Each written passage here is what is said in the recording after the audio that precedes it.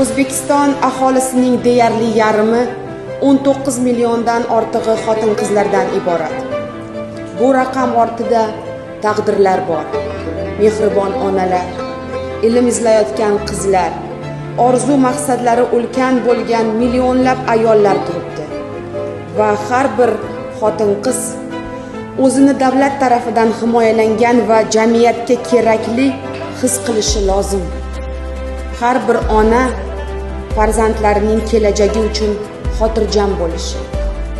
Har bir qiz orzulari tomon ishonch bilan intilishi. Har bir ayol o'z mehnati va salohiyati bilan jamiyatda munosib o'rin egallashi zarur.